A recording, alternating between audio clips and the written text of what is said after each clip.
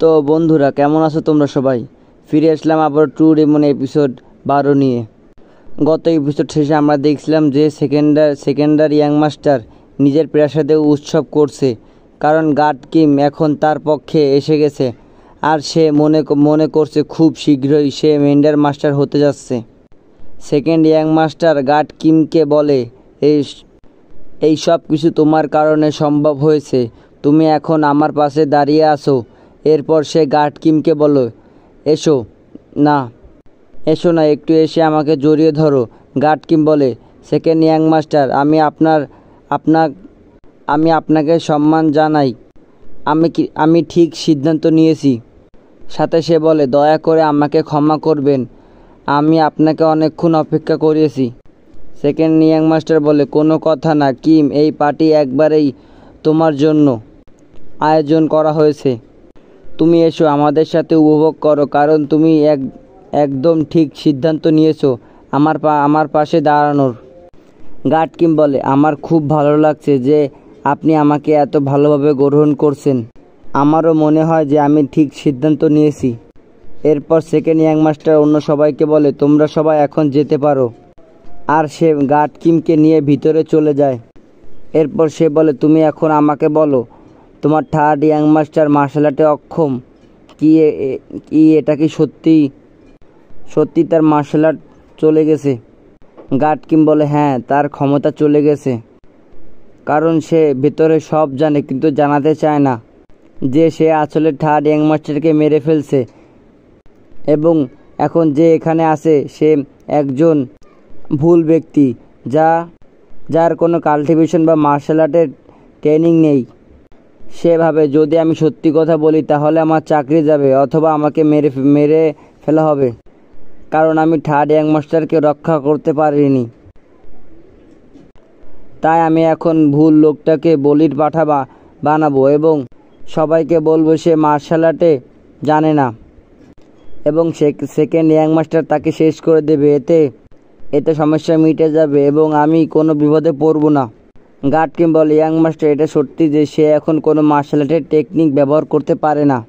Second young master বলে, সে তো আগেই বোকা ছিল, আর এখন তার কোনো টেকনিক নেই, তার সমস্ত ক্ষমতা চলে গেছে। মানে সে সেকেন্ড ইয়াং মাস্টারের কম্পিটিশন থেকে বের হয়ে গেছে। এখন ফোর্থ এবং থার্ড ইয়াং মাস্টার দুজনেই বাইরে, তাই শুধু আমরা দুজনেই বাকি আছি। এরপর সে বলে, আমি খুব খুশি যে তুমি আমার সঙ্গে কাজ করতে এসেছো। ভবিষ্যৎ আমাদের জন্য খুব উজ্জ্বল হবে। সেকেন্ড ইয়াং মাস্টার বলে, আমি জানতে চাই তার মার্শাল আর্ট এর ক্ষমতা হঠাৎ কিভাবে চলে গেল?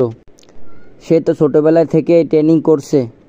গার্ড কিম চুপ থাকে, বলে, আমি এই ব্যাপারে কিছু বলতে পারবো না। সেকেন্ড ইয়াং মাস্টার বলে, ঠিক আছে, যদি তুমি না বলতে চাও তাও সমস্যা নাই, কিন্তু যদি কোনো ভুল হয়ে থাকে তুমি আমাকে জানাতে পারো। গার্ড কিম বলে, স্যার, দয়া করে ক্ষমা করবেন, আমি কিছু বলতে পারবো না, আর এই বিষয় জেনে আপনার কোনো লাভ হবে না। সেকেন্ড ইয়াং মাস্টার বলে, ঠিক আছে, আমি তোমার উপর বিশ্বাস করি। আমাদের ইনফ্লেশমান এরাসের অবশ্যই ছিল, মানে যে মন্ত্রী ছিল মনে আগে, সেই জন্য সে কথা বলছে। এটা শুনে গার্ড কিম চমকে যায়, কারণ সে জানতো না সে একজন অ্যাসিস্ট্যান্ট ছিল। সেভাবে এই লোকটা আমার ব্যাকগ্রাউন্ড খুঁজে বের করছে। সেকেন্ড ইয়াং মাস্টার বলে, গার্ড কিম, আমি কি কিছুই ভুল বলছি? এরপর সে বলে, তুমি চাইলে এই সিক্রেট তোমার কাছেই রাখতে পারো, চাও তো আমাকে বলতে পারো, আমি তোমার গোপন কথা গোপনই রাখবো। গার্ড কিম আবারও চুপ থাকে। সেকেন্ড ইয়াং মাস্টার বলে, ঠিক আছে, তুমি এখন যেতে পারো, যখন প্রয়োজন হবে আমি তোমাকে ডেকে নিব। গার্ড কিম চলে যায়। যখন সে চলে যায়, তার সেকেন্ড ইয়াং মাস্টার তার গার্ডকে বলে, আমার মনে হচ্ছে এই লোকটা কিছু একটা লুকাচ্ছে। থার্ড ইয়াং মাস্টার সম্পর্কে যে সে যা বলছে তা হয়তো সত্যি, কিন্তু আমার তাও পুরোপুরি ভরসা করতে পারছি না। সে চোহাল সিংকে বলে, তুমি গিয়ে যাচাই করে এসো ওর মার্শাল আর্ট টেকনিকে সত্যি চলে গেছে কি না, সে এখন কি মার্শাল আর্ট ব্যবহার করতে পারে। তোমার এই মিশন সম্পূর্ণ করতে হবে। সোহাল সিং বলে, ঠিক আছে। অন্যদিক জিঙ্গা বলে, এটা জোর করে খোলা যাবে না। আর সেই মুহূর্তে ডেমনিক মঙ্ক সেখানে এসে উপস্থিত হয়। ডেমনিক মঙ্ক এসে জানায় বাইরে থেকে কেউ এদিকে এগিয়ে আসছে। জিঙ্গাও তখন ভাবে, আবার কি হলো? মনে হচ্ছে কেউ এখানে আসছে, আমাকে দ্রুত এখান থেকে বের হতে হবে। কিন্তু সে তখন ডেমনিক মঙ্কের দিকে তাকায়। ডেমনিক মঙ্ক সেটা বাইরে দেখার পর থেকেই খুব অস্থির হয়ে পড়ছে, গায়ে ঘাম দিয়ে একেবারে ভিজে যাচ্ছে। জিঙ্গা ভাবে, এর কি হলো? সে তো নিজেই এক হলুদ স্পিড, কিন্তু এই বইটা দেখে সে এত ভয় পেয়ে গেল কেন? তাহলে এর মানে বইটার ভেতরে যা আছে তা হলুদ স্পিড থেকে অনেক বেশি শক্তিশালী। এর মানে আমার হাতে এক ধরনের জ্যাকপয়েন্ট লেগে গেছে। যদি আমি এই বইয়ের ভিতরে স্পিডকে বাইরে আনতে পারি, তাহলে আমার হাতে একটা অত্যন্ত শক্তিশালী অস্ত্র চলে আসবে। তারপর জিঙ্গা বইটা আবার সেই বক্সে রেখে দেয়। বক্সটা নিয়ে চলে যেতে শুরু করে।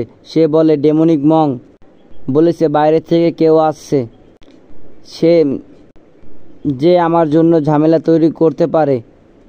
চল দেখি কে এসেছে এবং তার দরকারটা কি। এই বলে সে বাইরে বেরিয়ে যায়। দৃশ্য পাল্টে যায়। এলো সেন নামের একজন দূত জিঙ্গা রুমের দিকে যাচ্ছে। সে একটা গাছের ডালে বসে রুমের বাইরের দিকটা দেখছে। সেখানে গোচ্যাং পাহারা দিচ্ছিল, কিন্তু তার খুব ঘুম পাচ্ছে। এলসেন ভাবে, গোচ্যাং বাইরে পাহারা দিচ্ছে, তাহলে নিশ্চয়ই ইয়াং মাস্টার ভেতরে কিছু গোপন কাজ করছে। তাই তাকে পাহারার দায়িত্ব দেওয়া হয়েছে, যাতে কেউ তাকে বিরক্ত করতে না পারে। তারপর সে লাফ দিয়ে জানালার পাশে যায় এবং ভিতরে তাকায়। দেখে ইয়াং মাস্টার তো ঘুমাচ্ছে, বিছানায় পড়ে ঘুমাচ্ছে। এলসেন ভাবে, আশা করছিলাম ভেতরে কিছু করছে, তাই পাহারা বসানো হয়েছে, কিন্তু সে তো ঘুমাচ্ছে। তারপর সে সামনে এগিয়ে যায়। টেবিলের উপর একটা বই দেখতে পায়। সে ভাবে, এখানে এই বইটা আছে। বইটা তুলে সে একটা ধাক্কা খায়, কারণ এটা সেই সিক্রেট ম্যানুয়ালের একটি বই। সেভাবে এই বইটা এখানে কি করছে? এটা তো এখানে থাকার কথা নয়। এটা সত্যিকারের বই। এই ছেলেটার কাছে এই বই এলো কোথা থেকে? তারপর সে ভাবে এটা গুরুত্বপূর্ণ নয়, কিন্তু যেহেতু এই বইটা এখানে আছে, আমি এটা তুলে নিয়ে সেকেন্ড ইয়াং মাস্টারকে দিব।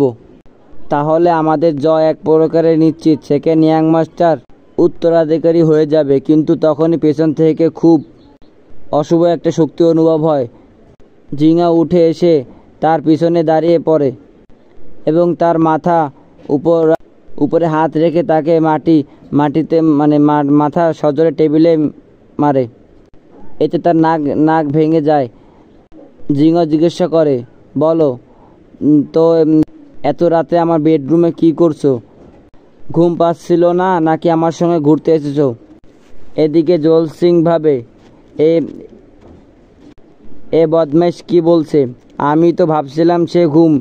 তারপর জিঙ্গাও বরাবর তার মাথা টেবিলের উপর ঠুকতে শুরু করে এবং বলে, তুমি যখন আমাকে আমার ঘুম নষ্ট করেছো, তাহলে কেন তোমাকে চিরকালের ঘুম পাইয়ে দেই না? জোল সিং ভাবে, এটা পাগল কি করছে? আমার মাথা তো একেবারেই পিষে দিচ্ছে। সে বলে, এটা কি পাগল হয়ে গেছে? এটা কি করছে? আমার মাথা ওইখানে বারবার আঘাত করছে এবং এই বেচারা নাকও ভেঙে গেছে। তারপর সাথে সাথে সে সেখানে অজ্ঞান হয়ে যায়। অজ্ঞান হওয়ার পর যখন তার চোখ খোলে তখন দেখতে পায় সে উল্টো হয়ে ঝুলছে এবং জিং তার সামনে বসে আছে। তাকে রশি দিয়ে উল্টোভাবে বেঁধে ঝুলিয়ে রাখা হয়েছে। সে বেচারা ঝুলতে ঝুলতে চিৎকার করছে আর বলে, তুমি এটা কি করছো? জিঙ্গাও তখন তার কাছে একটা ছুরি বের করে এবং বলে, টর্চার করার সময় এসে গেছে। আমার তোমার কাছে কিছু প্রশ্ন আছে, যদি সঠিক উত্তর দাও তাহলে বেঁচে যাবে, আর যদি না দাও তাহলে মরবে। তো গাইস, এই জায়গাতে আমাদের এপিসোড 12 শেষ হয়ে যায়। পরবর্তীতে আমাদের দেখা হবে যে জিঙ্গা ওই গার্ডকে নিয়ে গার্ডের সাথে কি করছে। তো ওকে বাই, সবাই সাবস্ক্রাইব করে দিন।